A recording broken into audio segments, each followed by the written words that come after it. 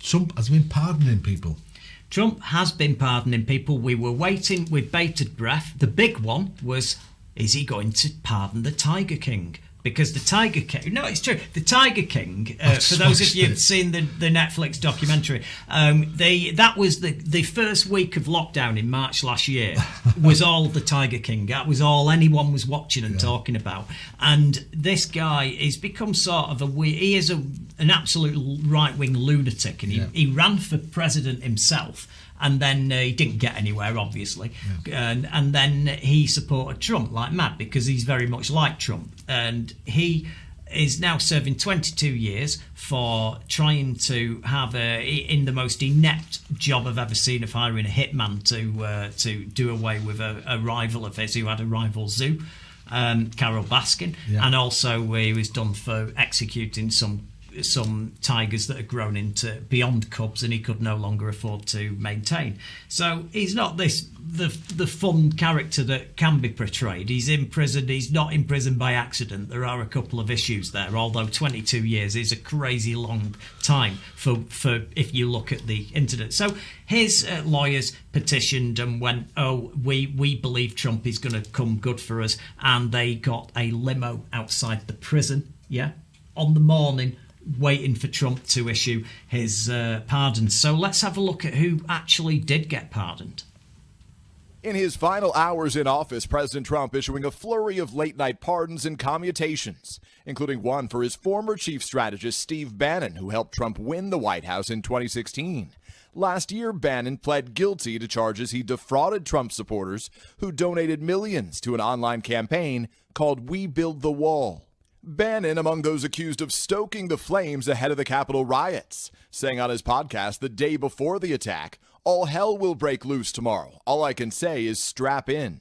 President Trump also pardoning rappers Lil Wayne and Kodak Black, who were prosecuted on federal weapons offenses, and former Detroit Mayor Kwame Kilpatrick, who was serving a 28-year prison term on corruption charges. Not on the list, Rudy Giuliani, Julian Assange, and Edward Snowden, or any members of the president's family, including President Trump himself. The outgoing president, not seen publicly in more than a week, releasing a video farewell address. I took on the tough battles, the hardest fights, the most difficult choices, because that's what you elected me to do. Arguing the movement he started is only beginning, the president who's yet to congratulate President-elect Biden, never once mentioning him by name, offering these words for his successor. We inaugurate a new administration and pray for its success in keeping America safe and prosperous. President Trump also condemning this month's Capitol insurrection by his supporters without acknowledging he's been accused of inciting it. Political violence is an attack on everything we cherish as Americans.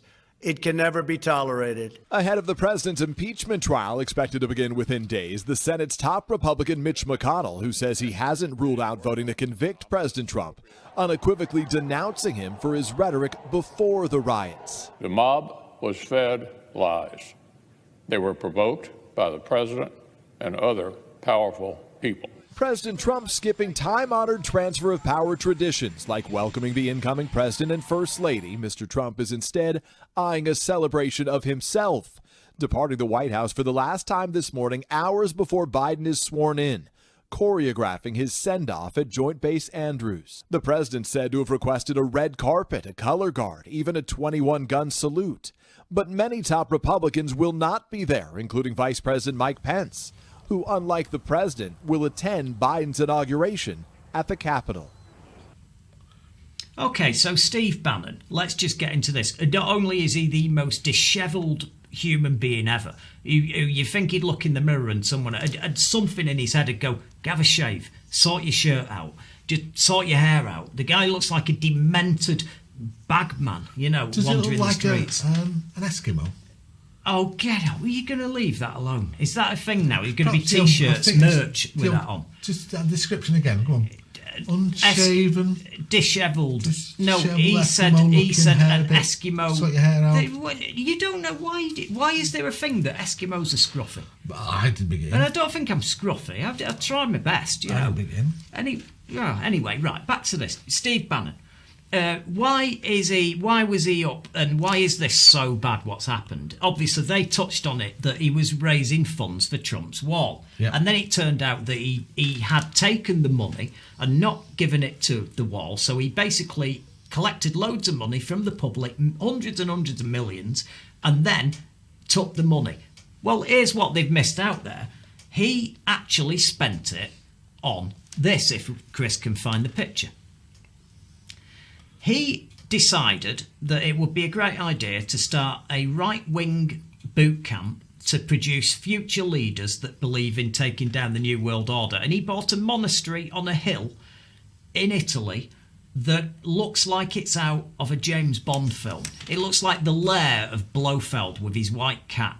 All that's missing are a few cats. Yeah, all that's missing there are a few nuclear missiles that he's kidnapped from some country. You know, it's absolutely insane. The guy is literally a James Bond villain. The guy spent all that money on that lair, and then the Italian government, when they realised that he was literally doing a boot camp to educate people so that they could overthrow their government and all the other governments around the world, because he wants a new world order. And by the way, these people who want a new world order, they all have one thing in common. They know how to tear it all down, and governments, they've no idea about what comes after that. They're just hoping that something will emerge. They've no plans whatsoever. They're just sick of stuff and they want to wreck everything. So, yeah, that was it. And so the Italian government spent a year suing him, and he actually beat them. And then, just at the 11th hour, when he thinks, oh, yeah, I'm doing all right here, that was when suddenly, here's the funny thing, when you start to hold interviews on CNN and other news channels from your weird monastery base that costs hundreds of millions of dollars, you might think that the tax service will have a look at you and go, oh, Mr. Bannon, your returns show that you've had this amount, and you've just bought that monastery on a hill that you were being interviewed with on TV. And they looked into his taxes, and then they arrested him for stealing all the money. So he's not that clever. He is a very intelligent guy, but it's funny what ego does, but isn't it? But he's been pardoned. And now he's been right. pardoned. It's okay. And that says that sort of shit is absolutely fine. I mean, it is a repugnant pardon. Have there been worse ones? There's quite a lot of dodgy ones he's dished out. Yeah. But that one in particular, number of pardons by any president whatsoever. Absolutely. In the past 200 years. But they're not to correct wrongs. Trump's pardons have never been to correct wrongs. They've been to repay people that have done him a dodgy favour. There was a whisper around that he could buy a pardon for $2 million, but it's only a whisper. Well, there you go. Whisper.